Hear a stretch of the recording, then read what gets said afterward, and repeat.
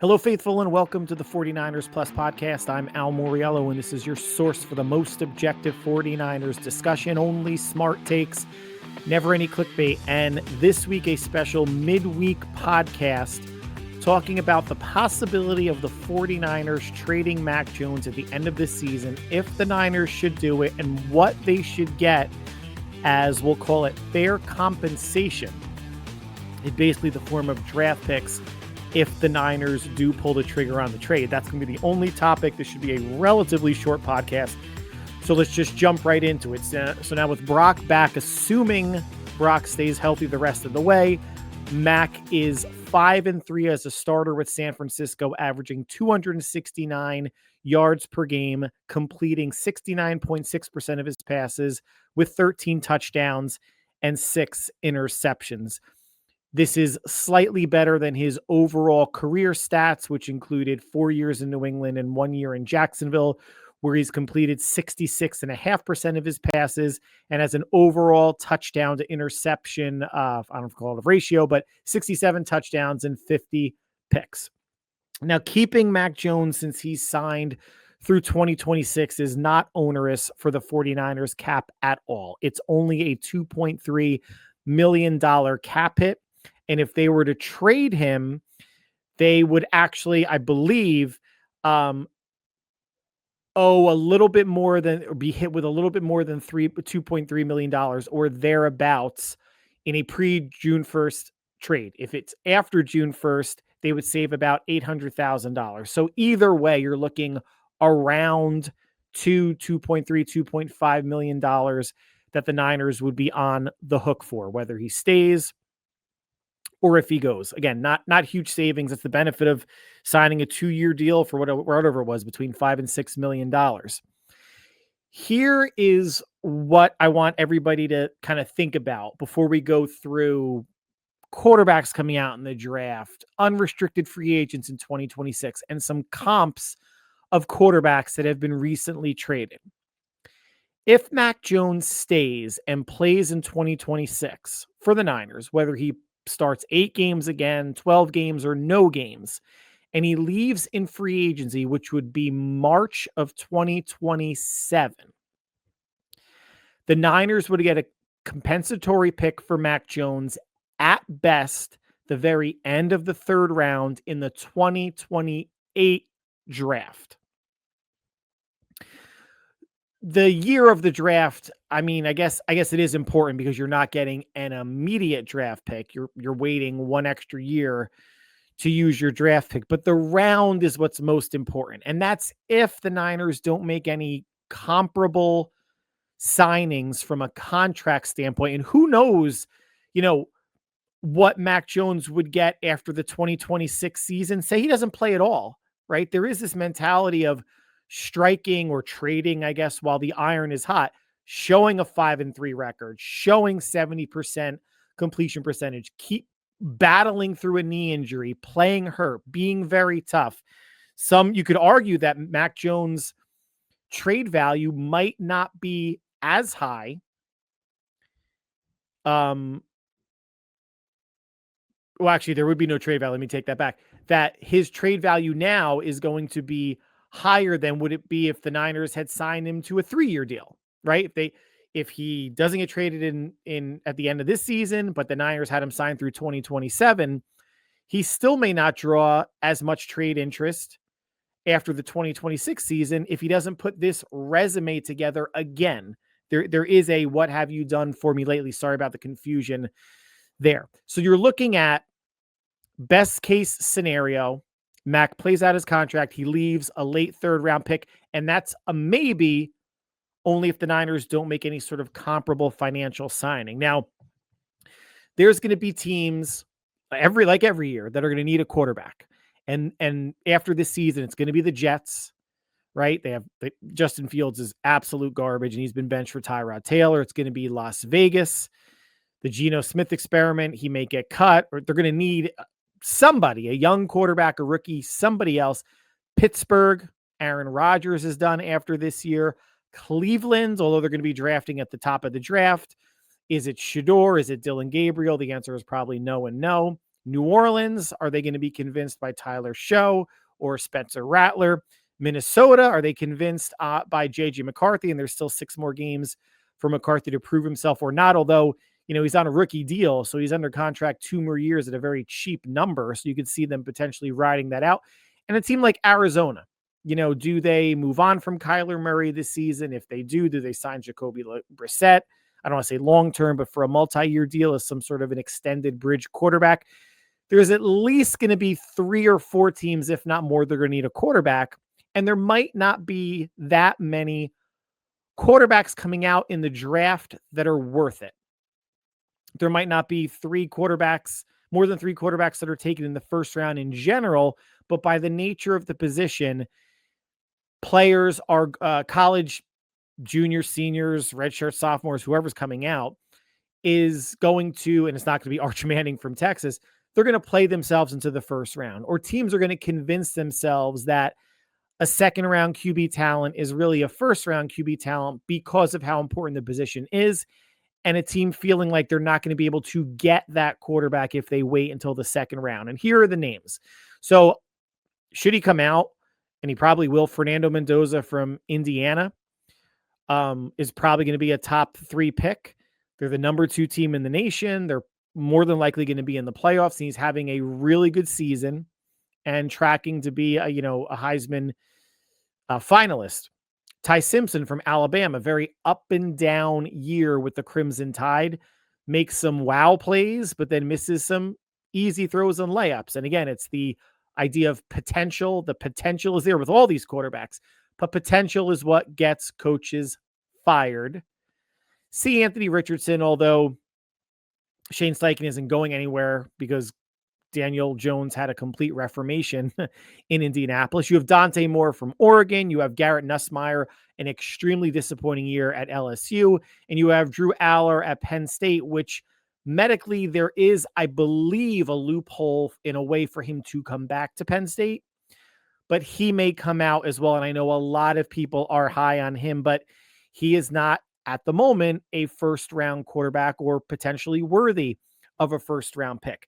So those are 5 quarterbacks, and who knows what happens the rest of the season. Who knows if there's a quarterback that gets hot in the college football playoff that isn't one of these 5 that rises in the pre-draft process. It happens every year, right?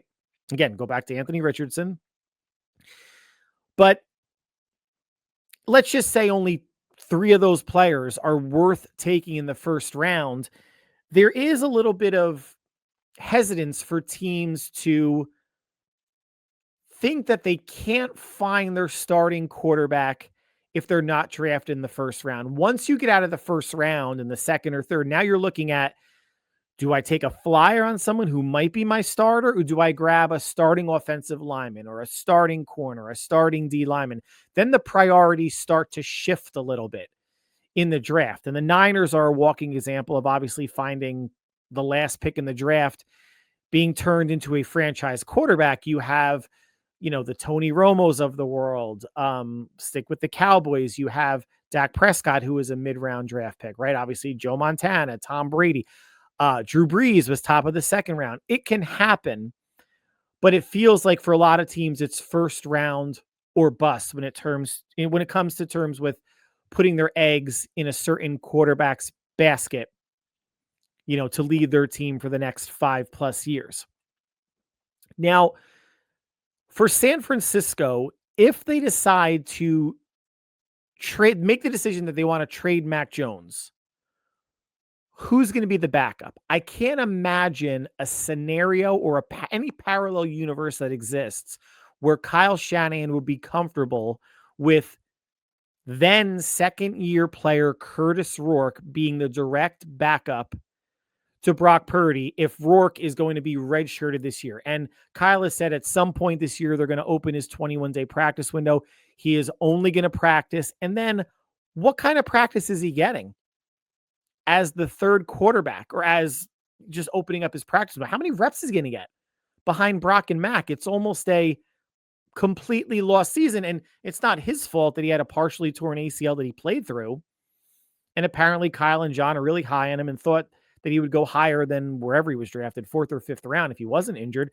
That's all great. but this year is a developmental year for him, at least learning the playbook. But whatever practice time he gets in his 3-week practice window is going to be negligible at best. So again, I can't imagine a scenario where Curtis Work is the direct backup if they decide to trade Mac Jones. And now when you look at the free agent quarterbacks out there, you have players like Marcus Mariota with Washington, Mitchell Trubisky, the Bills, Carson Wentz, Minnesota, Gardner Minshew, Teddy Bridgewater, if he decides to come back again. Remember, he was coaching high school football until the Buccaneers got him back into the league. So you have veteran players that could come in and could be an asset to a Kyle Shanahan system. Then you have some younger players that, Kyle could look at as another reformation process. Zach Wilson, who's with the Dolphins, and Sam Howell. I forget exactly. Is he with Seattle now? I forget exactly where he is. And then the Niners could do a really funny thing because both Jimmy Garoppolo and Trey Lance are free agents after this year. They're not coming back. Zach Wilson, Sam Howell, I would be wildly surprised about. But, the Mariotas, Trubisky, Wentz, Minshew, Bridgewater, those are possibilities. Now, how comfortable we as the fan base, which doesn't matter, are with those type of players as a backup versus what Mac has shown already, what he can do in this offense. And more importantly, how comfortable John and Kyle are with moving on from Mac, getting some sort of draft compensation and bringing in one of these quarterbacks. But what's interesting about this is I wouldn't trade Mac unless you have some sort of deal on the side for one of these quarterbacks, because if you sign one of these quarterbacks first, then you lose some leverage with Mac, right? Then teams know that, okay, they want to trade Mac Jones, and they wouldn't be maybe as willing to pony up as much draft compensation wise as if the Niners didn't have a backup. Now it's going to be, if Mac is available and multiple teams are interested in him, there will be a quote unquote bidding war. This is not like bidding for Micah Parsons or Quinnen Williams or Sauce Gardner, but you can leverage other offers or pretend offers against each other with other teams. But I think the perception of what the Niners could get, it would seem that they would be negotiating from a weaker standpoint if they bring in and sign another free agent quarterback before trading Mac, if that makes sense. Now let's get into past trades and trade compensation. So I went back about 12 years and looked at QBs that were traded and what the compensation was. And I've grouped them into two different areas to talk about. So let's start off with the absolute ridiculous. And what I actually did not include here was anytime a quarterback was traded for a quarterback and a pick was traded for other picks or a player or a pick swap, it makes it hard to really discern what the actual compensation was, right? I think I have one pick swap in here, but it'll still be clear in terms of what the team gave up for the quarterback, right? So there's about 11 or 12 examples that we'll just kind of quickly go through. Let's start with the Russell Wilson trade. Obviously awful. 2022, Russell goes from the Seahawks to the Broncos for 2 firsts, 2 seconds, a 5th round pick, tight end Noah Fant, defensive lineman Shelby Harris, quarterback Drew Lock, plus the new contract that Russell Wilson got. Now, Russell Wilson in 2022, or coming off the previous season, didn't have a bad season. Still had a pretty good season. He was mid-30s, 34, 35-ish at the time. But I think to a person, except the Broncos, would agree that the Broncos gave up way too much for Russell Wilson. And this isn't revisionist history. This is, at the time, it was way too friggin' much. I didn't include Deshaun Watson on this with the multiple firsts and the guaranteed contract. And no one, I think, is going to look back and be like, well, if Russell Wilson went for all this and he proved to be mediocre at best with Pittsburgh and then sitting with the Giants, Denver was mediocre. We'll start with Denver. Pittsburgh, mediocre, and the Giants was less than mediocre. No one's going to say, well, Mac Jones should go for, at least a first and a second. Like, I don't think anyone's going to get that crazy. But that's the outlier, right? So let's start with group number one, which is basically a quarterback for 1 pick. This year, 2025, Geno went from Seattle to Las Vegas perform much better in Seattle than he's performing in Las Vegas. Las Vegas is wildly bereft of talent. That trade probably doesn't happen if Pete Carroll isn't the head coach of the Raiders anyway. Older quarterback in his 30s, right? Mac Jones in his mid 20s. 3rd round pick. Okay. 2023, Trey Lance goes from San Francisco to Dallas for a 4th round pick. Now that was again, a draft pick for potential, but how stupid does Jerry Jones and Stephen Jones, his son, look making that trade? And Trey Lance could not even be the direct backup to Dak. It was Cooper Rush. And Trey Lance only started 1 game. It was the last game of last season when obviously the Cowboys were wildly out of it. A 4th round pick for a 3rd string quarterback. Matt Ryan, the year before, 2022, went from Atlanta to Indianapolis for a 3rd. Ryan at that point was all but washed. Indianapolis needed somebody coming off of Andrew Luck retiring. I think they had Phillip Rivers for a year before that.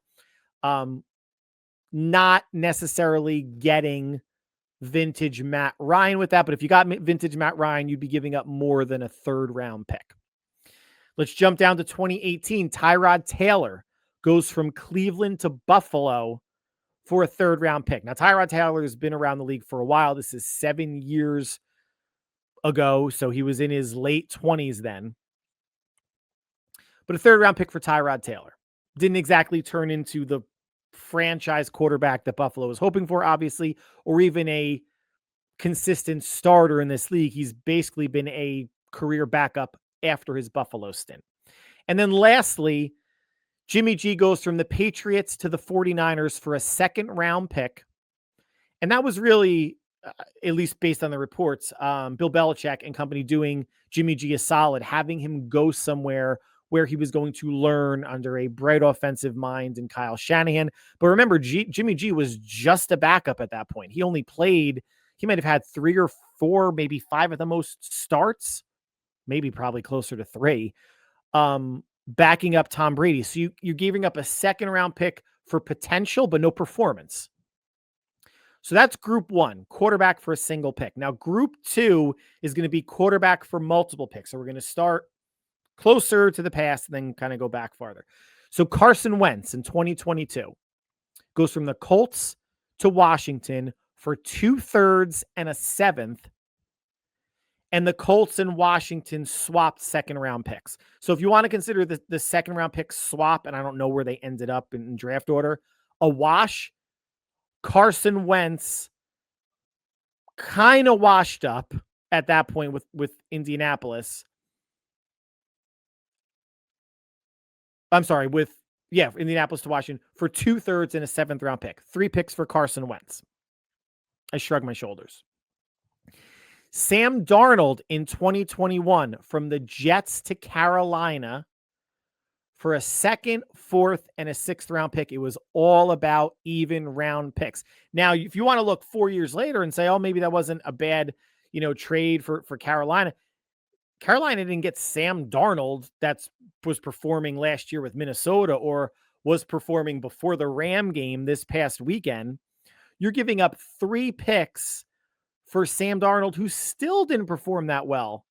Again, average, mediocre with Carolina. This is a Carolina team that brought in Baker Mayfield, was it the same year or the year after, as competition for Sam Darnold. So the Jets made a good trade.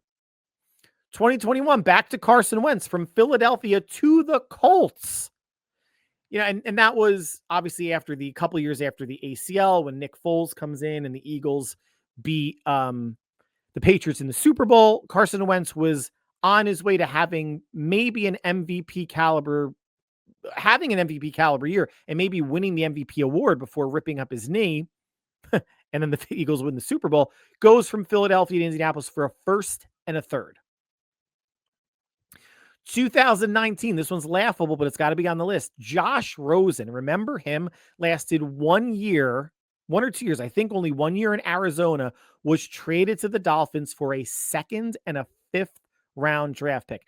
Safe to say that didn't work out. But again, that was trading potential without the performance. And that was with obviously the new coach coming in. What was it? Was it Kingsbury? Then they wound up drafting Kyler Murray, so they didn't need Josh Rosen. But to get a second and a fifth for a flame out in Arizona, and every coach thinks they're going to be this, oh, we can reform this person. We can take this player and make them from mediocre to well above average, highly above average, or a superstar. Everybody thinks that. But there was something about Josh Rosen that year coming out of UCLA where, chosen Rosen, where, whether it was an attitude and an arrogance as opposed to confidence, didn't work out. But a quarterback, again, potential, traded for multiple picks. 2016, if you guys remember this, the Philadelphia Eagles traded Sam Bradford to the Minnesota Vikings right before the season started because the Vikings quarterback, and I forget who it was at the time, I should have looked it up, tore his ACL. So it was a panic trade for Minnesota. They got a first and a fourth for Sam Darnold, whose best years were in St. Louis, I guess, at the time when he was the Rams' first round pick. And I believe the last quarterback to get that big of a deal, or the last player to get that big of a deal, as a number one draft pick before the CBA was altered for rookies. And last but not least, 2013, Alex Smith going from the Niners to the Chiefs for 2 second-round picks, because obviously the Niners are coming off of the Super Bowl with Colin Kaepernick. And Alex Smith was nothing more at that point than a game manager, even for Jim Harbaugh. Went through multiple coordinators since he came into since he was drafted in the league in 2005, and it just never worked. He never blossomed in San Francisco. I would say he performed marginally better than Kansas City, but 2 second-round picks. Now that was 12 years ago. Doesn't mean that 2 second-round picks for a quarterback of Alex Smith's caliber is going to happen this year in 2025 or 2026 if the Niners were to trade Mac Jones. There's no such thing, I don't think, as inflation in the NFL, that 2 seconds in 2013 means a first and a second in 2025, 26. I don't think it means that. But that's the ballpark, guys, that we're thinking about. Whether you're getting a third for Geno, a third for Matt Ryan, a second for Jimmy G, 2 seconds for Alex Smith, a second, fourth, and a sixth for Sam Darnold. Quarterbacks are the most valuable sports commodity on the planet. That's why teams like the Browns, and because they're the Browns, gave up so much for Deshaun Watson, 3, whatever it was, first round picks, the guaranteed contract, and he's not going to see the field probably ever again for the Browns. It'd be hilarious if they go back to him next year, which they won't. I don't know how they're going to unload that. But it now brings us back to, with all these examples, what are the Niners going to do about Mac Jones, and what does fair trade compensation look like? So now let's start with the anti-trading Mac Jones. And then I'm going to give my opinion soon after. For those who want to trade Mac Jones, and I very well might be one of them. We just got to wait a couple more minutes. For a team that has been criticized the past couple of years for not really having any depth, and you see how obliterated the defensive line has been, bringing in, Cleveland Farrell, players off the street, elevating practice squad players, linebacker getting hit with Warner and Bethune now injured, and obviously all the injuries to the wide receiver core just now getting healthy coming out of week 11. For a team that's criticized with not having depth, what's wrong with having depth at the quarterback position? What's wrong with having a player that's proven that has been a starter in this league and can perform and execute Shanahan's offense at a very high level? What's wrong with keeping that depth, that security blanket? And if he never plays at all in 2026 and just backs Brock up all year, you still have that, anytime Brock gets hit or, maybe comes off the field gingerly, you feel like, oh man, that sucks. But at least we have Mac, right?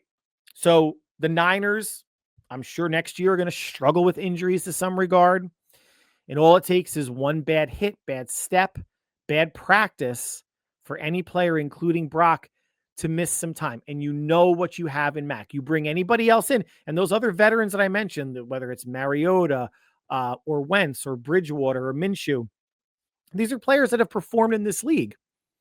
And we're all going to make the assumption that they may perform a little bit better in Shanahan's system. And it's amazing how the perception is that the system is so QB friendly, but it's such a hard system to learn. And even Matt Ryan said, it took my second year to really feel comfortable with Atlanta in that offense, which just makes it so impressive what Brock did his rookie year coming in cold, and so impressive what Mac did for 8 games playing in relief of Brock with his first year in the system.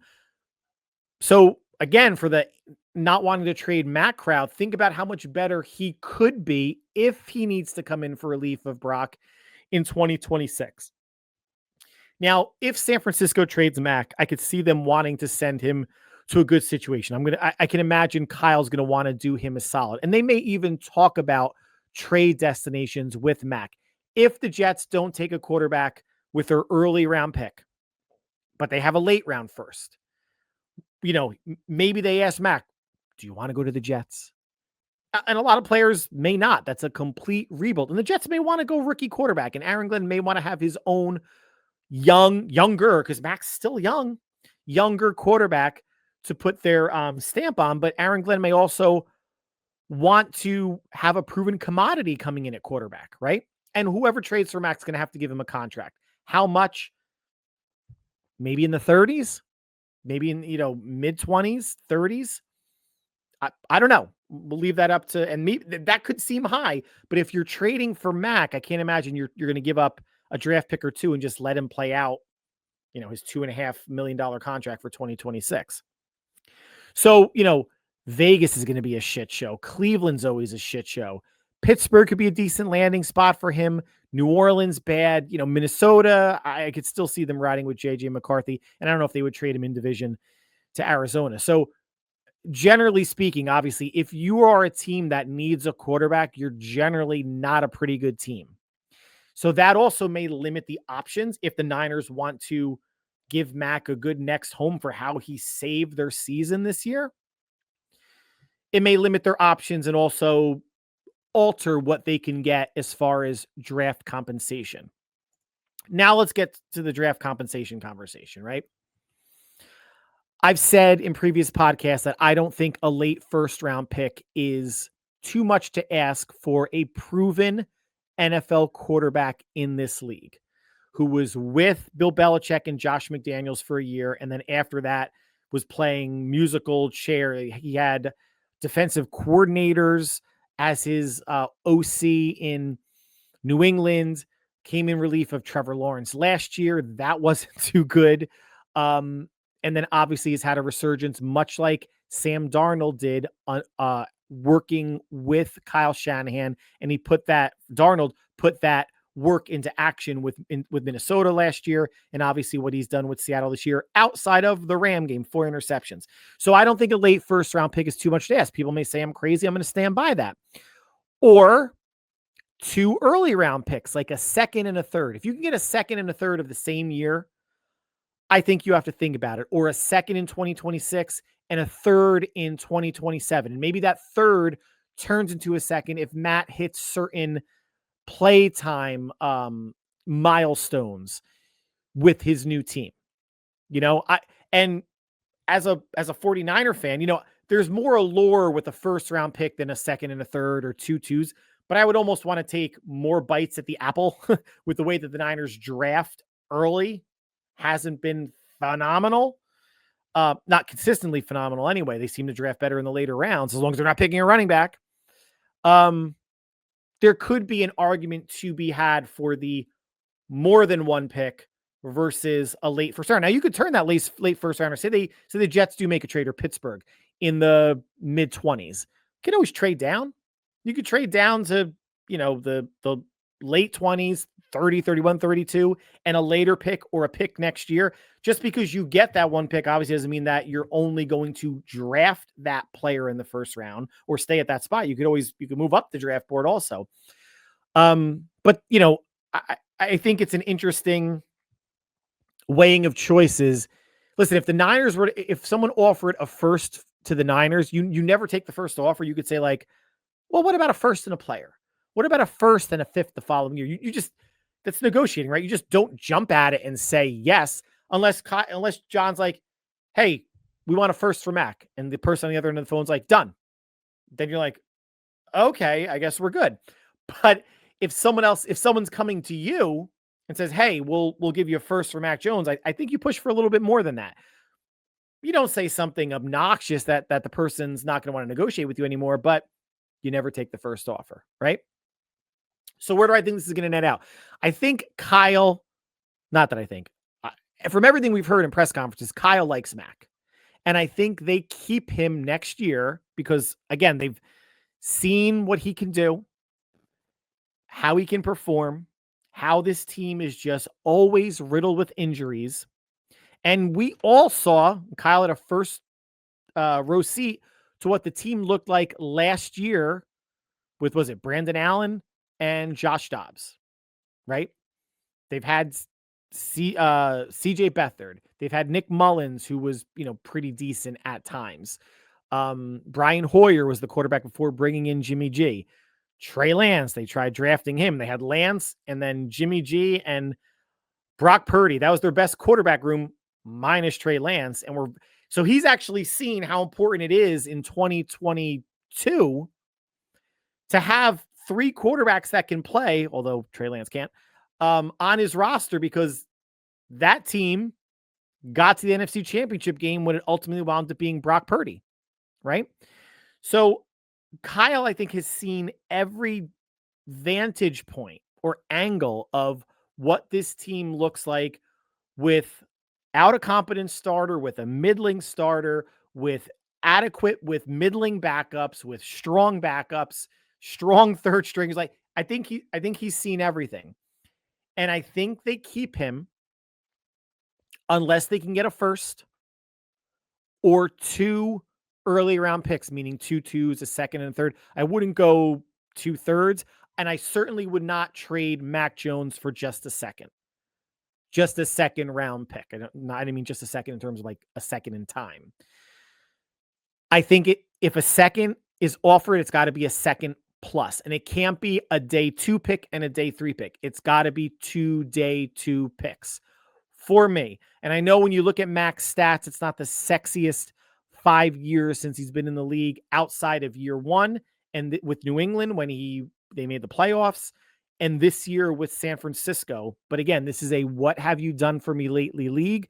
And what Mac has done for the Niners lately is kept them afloat in the playoff hunt, still in the hunt for the NFC West, and put some really good, tough, gritty tape out there.